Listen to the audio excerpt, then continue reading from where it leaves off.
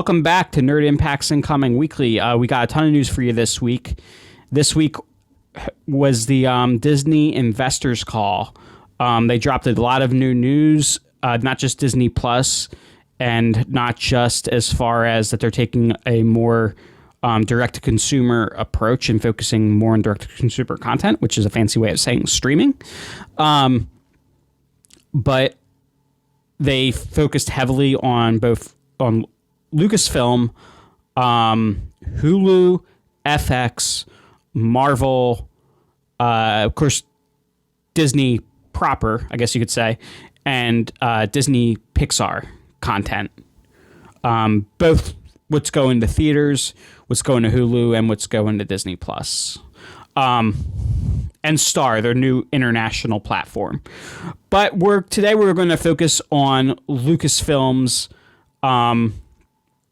in this video, and later we will also be doing some videos on the Marvel content they announced, as well as the Disney proper and Pixar content.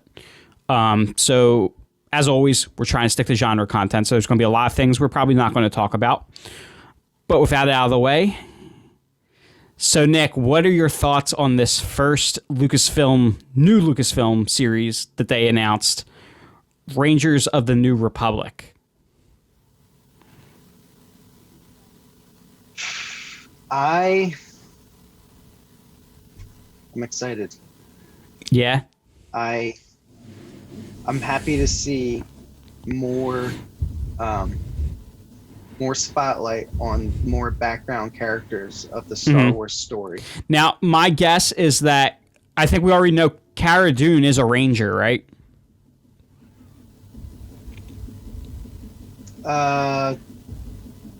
Isn't that what that so. Is a marshal considered a? Yeah, I believe so. Like, are they exclusive? Or? No, I believe a marshal is a Ranger. So Madging is going to follow her. My theory is that she's going to go back and recruit Mayfeld when the series kicks off. I would really like for that to happen. I enjoyed his character in this last episode of Mandalorian. And who knows? Maybe we'll even get Fennec. Maybe Boba Fett.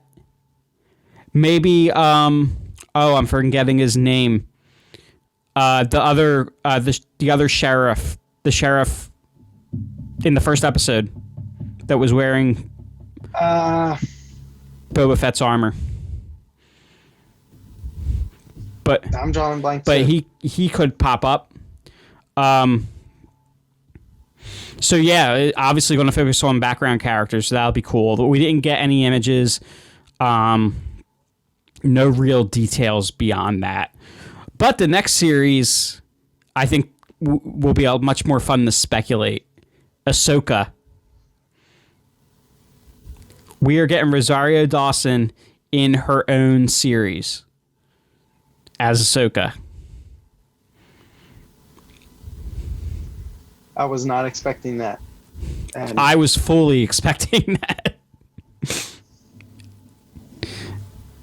As soon as they announced her, especially when I saw her and how good she looked, and just the love that Dave Filoni has for the character, there's no way that they couldn't.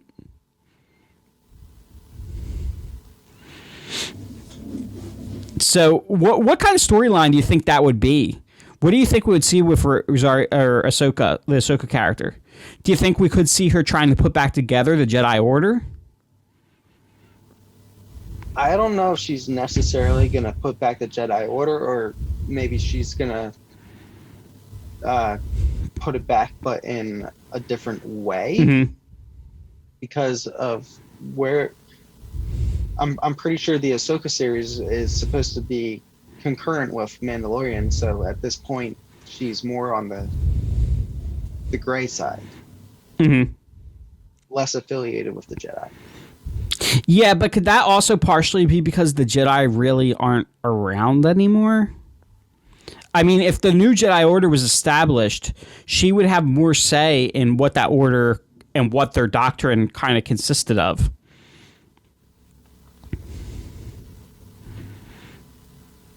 But Right, but again, in the newer series where the Jedi really aren't a thing anymore, we still have people like we still get the Jedi, Mm-hmm. or at least the new characters becoming Jedi, like Rey. Mm-hmm. Oh, what if she does end up training Grogu, and they actually remove Grogu from the Mandalorian and put him in the Ahsoka series? I can see that. Or maybe they have like shared custody.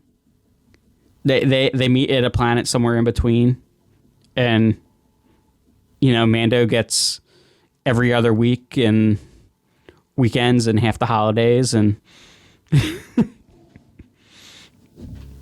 wonder what Ahsoka's lifespan is.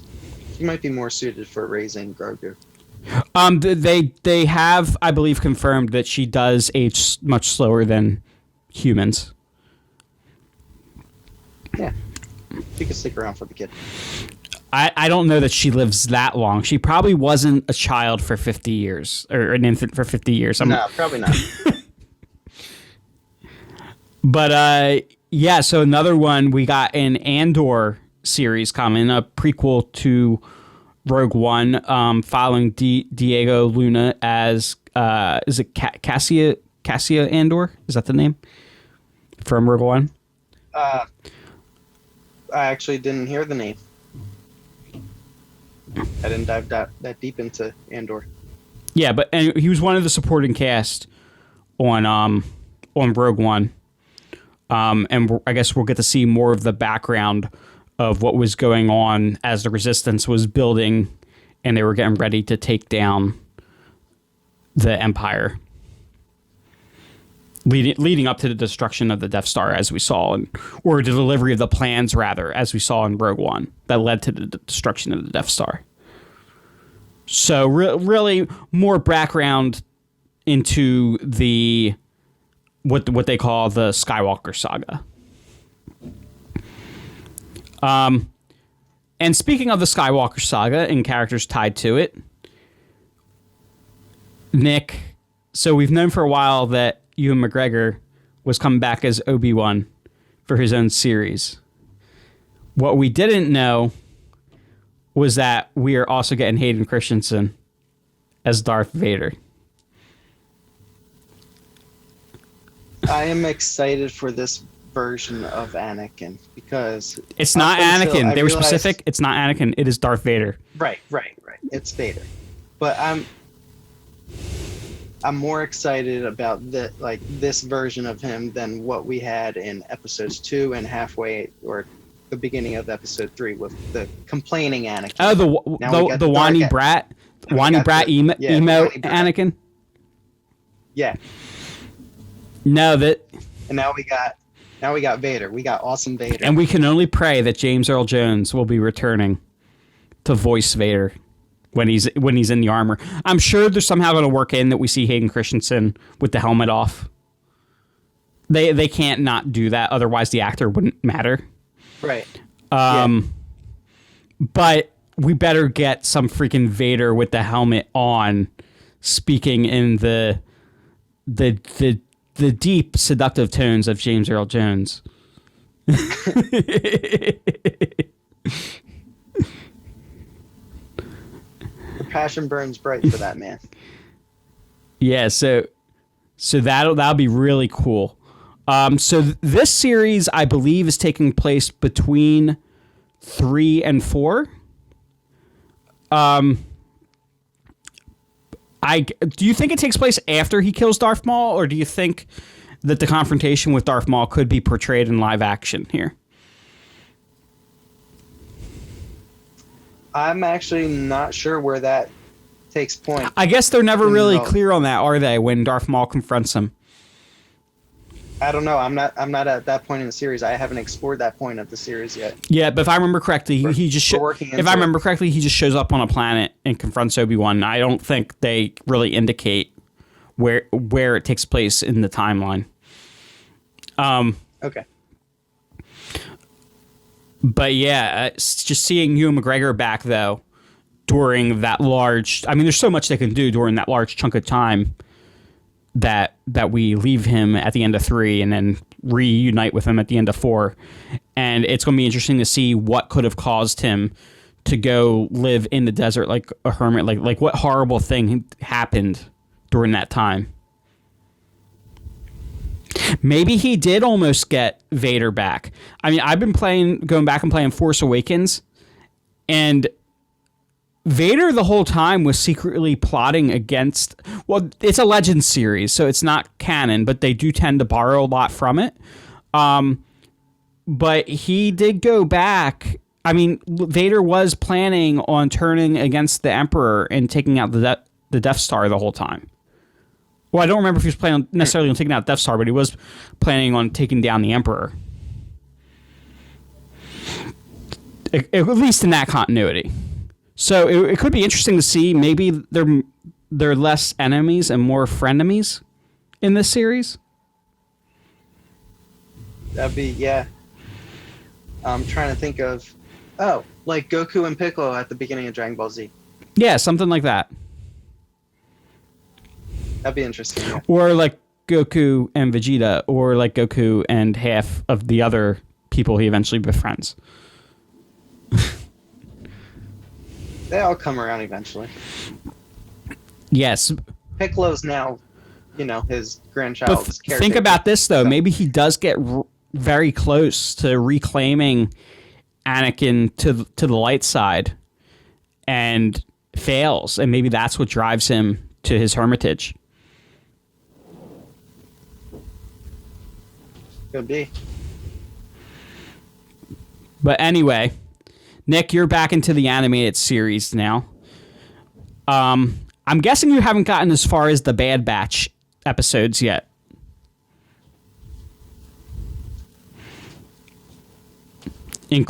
What do you mean by that? So the Bad Batch in Clone Wars, and I don't know if they pop up in Rebels.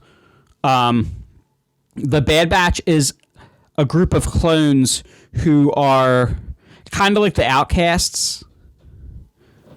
The black sheep from the yeah. And I believe they're like imperfect or something. So there's like another reason that they're outcasts, but we follow them first an episode or 2 in Clone Wars. Okay. And they're getting their own animated series. Yeah, I heard about that. I'm excited for more of the animated Star Wars. Speaking of animated Star Wars, it doesn't stop there. We're getting a droid story.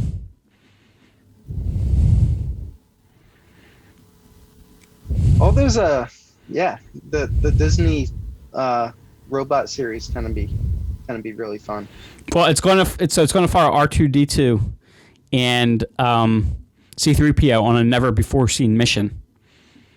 And again, this is another instance where they really didn't give us much more than that to go off of. But what about these anime shorts? The Star Wars Visions. So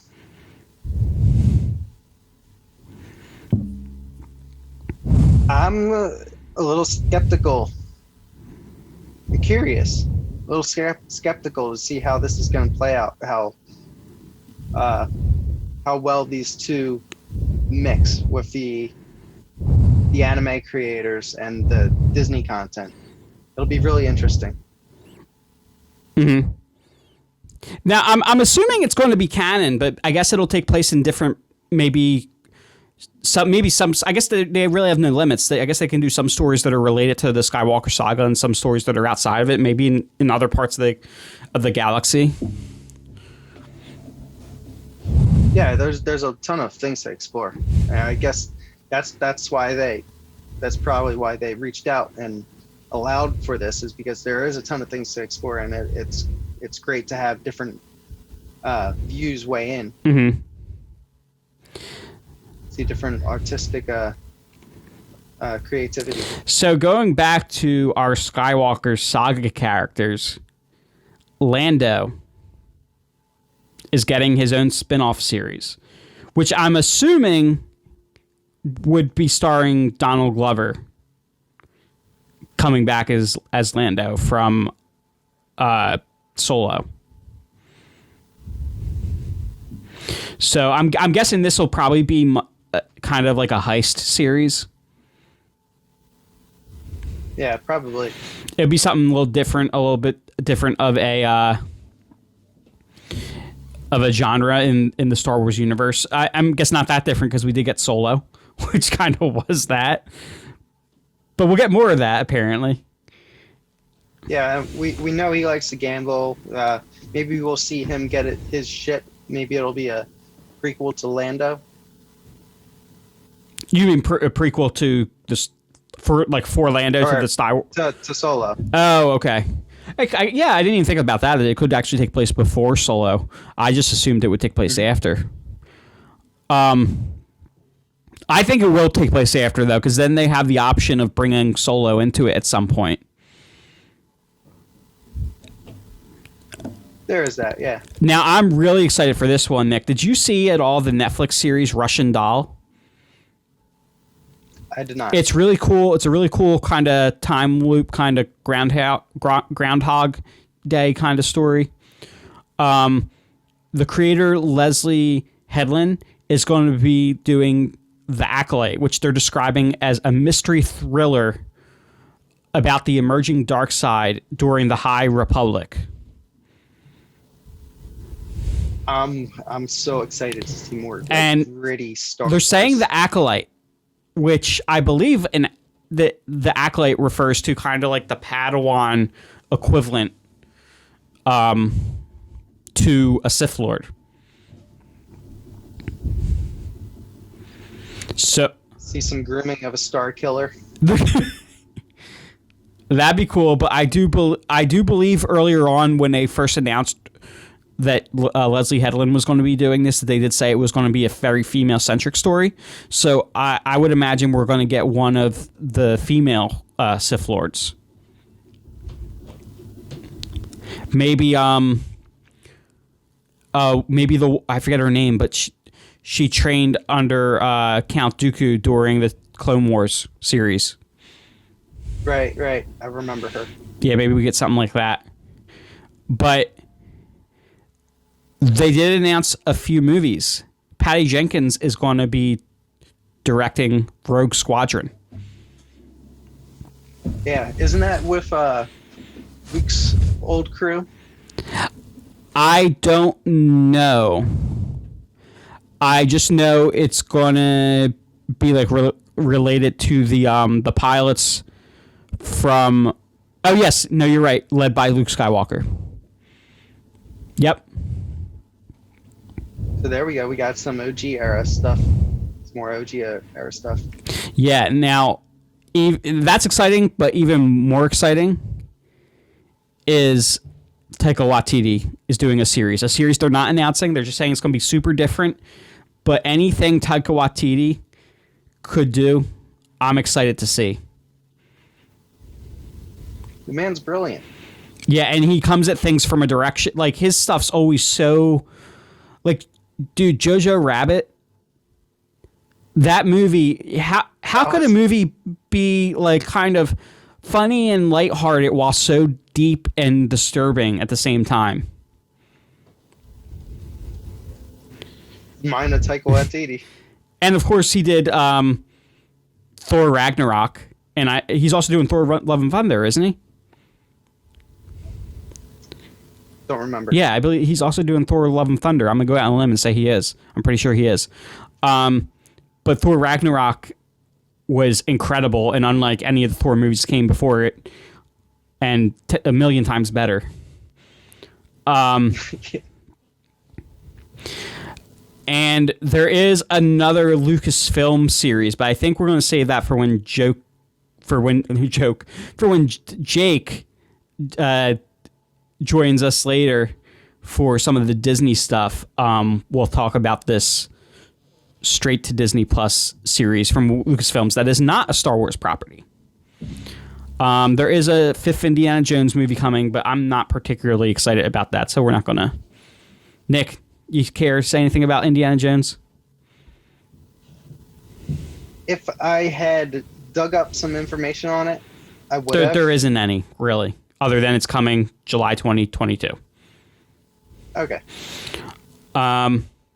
So yeah, that's it for our Lucasfilms announcements per the investors call, and later we will be dropping a few more videos again, one for Marvel and one for the Disney proper and Pixar series and movies coming. Also, I think we'll be doing our short video. We have some other news, not Disney related, that came out this week, so we'll be getting into that as well. But until next time, stay nerdy.